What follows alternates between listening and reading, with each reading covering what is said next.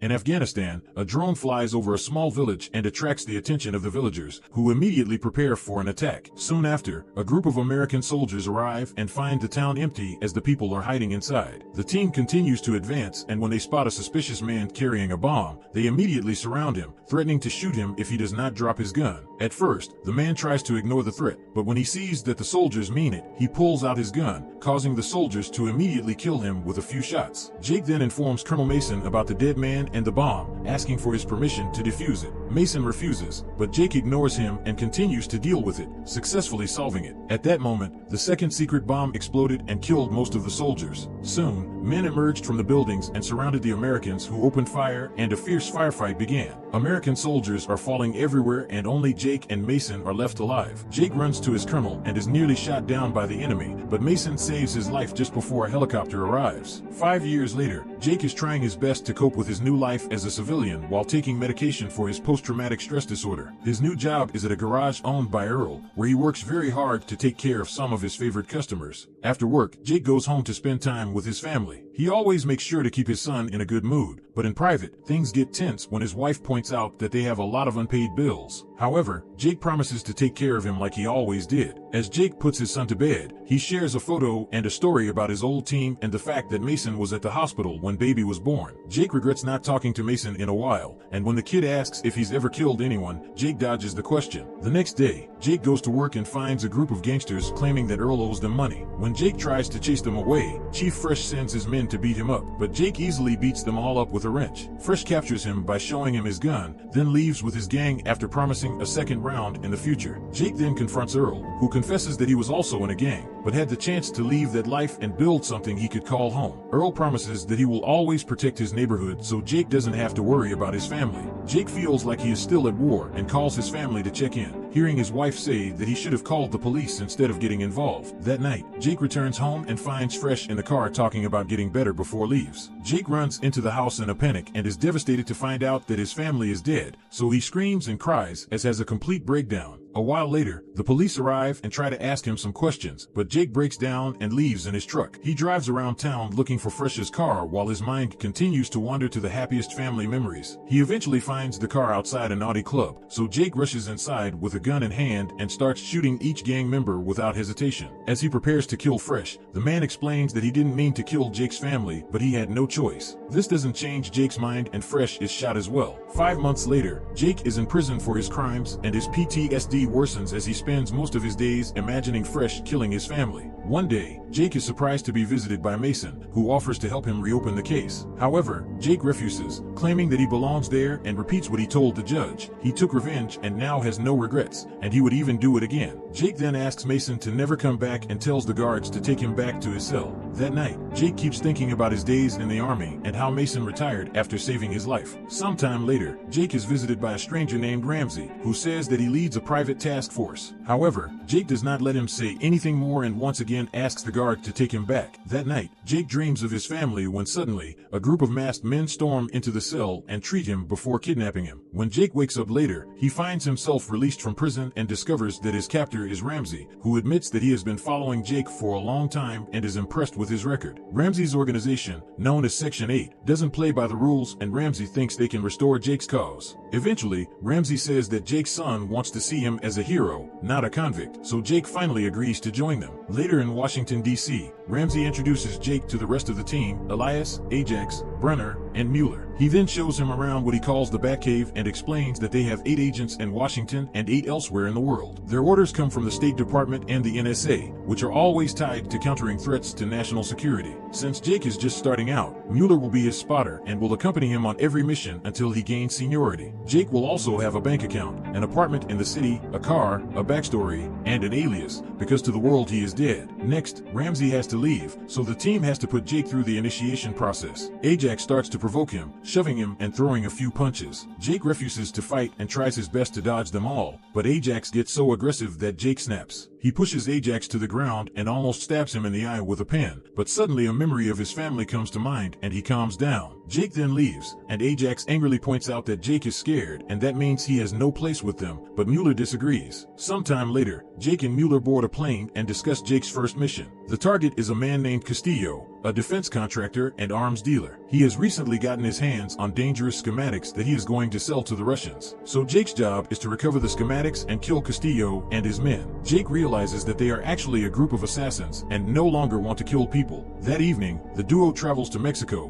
where they find Castillo preparing to make a deal with a Russian negotiator in a warehouse. While Castillo and the Russian argue, Jake sneaks in and quietly kills a guard. The noise makes both groups believe that the other is setting them up, and this turns them against each other, causing their argument to quickly escalate into a gunfight. The gang members die one by one and even blow up a car, causing the fight to finally stop. Jake then goes out and kills all the survivors before looking inside the car, where there are two very frightened women. Jake ignores them and takes the schematics before leaving. Later at the base, Ramsey scolds Jake for compromising the integrity of their mission by letting these two women survive. Jake tries to explain that they are victims and accuses Ramsey of disregarding human life, so Ramsey threatens to send him back to prison if he doesn't comply. After Jake is fired, Mueller tells Ramsey that Jake did a great job, but Ramsey is still hesitant, so Ajax steps in and insinuates that Ramsey made a mistake. When left alone, Ramsey calls someone named Locke. The next day, in Nevada, mercenary Locke breaks into a hotel and kills several employees before entering a room, where he scares away women before confronting his victim. The guy knows that Ramsey sent Locke and tries to bribe him with a huge amount of money, but Locke kills him anyway. Locke then escapes through the hotel casino, but the guards immediately become suspicious and pursue him. Locke easily defeats all the guards who come near and begins to run away, breaking everything in his path and taking out the guards who continue to come. He eventually pulls out a gun and fires a few bullets just to cause panic among the crowd of players. He also kills a guard before getting out and hijacking a car to escape. Meanwhile, Jake moves into his new house and is shocked to find a picture frame containing many photos from his time in Afghanistan. This reminds him of a conversation between him and Mason, in which Jake blames himself for hurting him and Mason assures to comfort him. Later, Jake is drinking at the bar and Mueller joins him, so Jake tries to get information from her. Mueller doesn't know anything about Ramsey, but she explains that she was in the military and she beat up a commander who reprimanded her. Sometime later, Ramsey gives them a new mission. They are to recover digital information from the Dome about a sensitive issue and kill Senator Graham, a traitor to the country and the one who paid the amount of money that many people still have to go free. Security will be tight, so Ramsey reminds everyone, especially Jake, that they must fight back. A few hours later, the group arrives at Graham's event in California, dressed as gardeners. Mueller sneaks in to kill all the guards she can find, and eventually security learns of the situation and takes Graham away in a van. While Mueller hacks the senator's computer, Jake chases Graham, firing a few shots, but to no avail. The truck is going too fast for him, so Jake takes a shortcut by jumping over a hill and blocking the road. A guard tries to fight him, but Jake quickly kills him before approaching Graham, who begs him to spare his life while saying that he has a family. Jake is suddenly flooded with memories and decides to let Graham live. However, the team arrives and Ajax kills Graham before reminding Jake not to hesitate. Later at home, Jake struggles with his guilt and cries while looking at photos and drinking. Suddenly he sees masked men running out the window, so he hides before they enter the house. The men search every room looking for him, but Jake manages to escape through the back door. The next day, Jake goes to see Mason and tells him the whole story. Mason mentions that he knows that Section 8 was actually disbanded in the 90s and the area that is currently operating is just a gathering place for disgraced agents from the military, CIA, FBI, etc. They even have important connections in Washington, so if Jake escapes from Section 8, he will be in serious danger. Mason had never heard of Ramsey and promised to make some calls. He also agreed to help Jake with money and a gun. Later, Jake returns to his hometown and receives a call from Ramsey, who wants to meet with him to discuss everything, but Jake refuses. Ramsey then asks Mueller to call Locke, who is currently hiding in Argentina, to give him the assignment to kill Jake. Sometime later, Jake runs into his son's best friend, and as they talk about the tragedy, he learns that before his family was murdered, Fresh was seen with people wearing suits black like the secrets of agents in comics. Before he can get more information, Locke arrives and opens fire, so Jake pushes the child into a store before running away. Panic grips the area as Locke kills several civilians, and shortly after the police arrive, but Locke shoots them as well. This distraction allows Jake to escape, so Locke steals a police car and goes looking for him while calling Ramsey to tell him what happened. At night, Jake hides in Earl's store and remembers how Earl raised him after his parents died. Suddenly, the computer starts beeping to announce the arrival of the team, so Jake and Earl grab their weapons to fight them. Jake is nearly shot by Elias, but Earl quickly takes takes him down. Brunner then jumped on Jake and they started fighting on the roof of a car when suddenly Ajax shot them. Brunner turns around screaming at his recklessness, and Jake takes the opportunity to stab him with a screwdriver. When Ajax opened fire again, Jake used his body as a shield and grabbed his gun to start shooting back, but he soon ran out of bullets. Ajax has some left, but he intentionally wastes them because he wants to duel Jake again to prove he is better. The men begin fighting throughout the store and Ajax tries to stab Jake, but he ends up being shot by Mueller. Later, Jake checks on Earl, who is okay, and gives Jake his car keys so he can escape because the police are coming. Later, in the car, Mueller says that she saved Jake because she also wants to leave Section 8. Jake doesn't think he can trust her and asks to be taken to where Ramsey is. The next day, the duo arrives in Montana and tries to sneak through a forest to find Ramsey's cabin, but when Jake turns around, he is suddenly knocked out. After dreaming about his family again, Jake wakes up tied to a chair in his room with Ramsey and Mueller, who worked for Ramsey to frame Jake. Ramsey says he has a surprise, and Jake is shocked to see Mason enter the room and learn that he also works with Ramsey. The organization needed an agent with Jake's skills, so Mason showed them how to get to him, meaning they were the ones who paid Fresh to kill his family. Jake can't believe that Mason betrayed him, but Mason just says that Jake is wasting his talent on cars and a baby. The group then leaves Jake alone and Mason pays Ramsey and Mueller the amount they agreed upon. Ramsey says they should kill Jake because he is the one responsible and Mason agrees, but he is introverted. While Mueller counts the money, Mason goes to Jake and frees him before confessing the truth. He was hired to destroy Section 8 from the inside, and now he wants Jake to help him finish the job. Mason then deliberately sets off the alarm, and when two guards come to check, they quickly kill them. More men continue to arrive and the duo shoot at them as they advance towards Ramsey. Another gunfight begins as bullets destroy their surroundings, and when Ramsey sees them, he hides with Mueller and gives the money to Jake Mason. Jake refuses with a shot, so Ramsey then tries to convince Jake that it was all Mason's fault, but Jake doesn't believe him. As they argue, Mueller sneaks up and tries to shoot Jake, but Mason tells him to move and takes the bullet for him,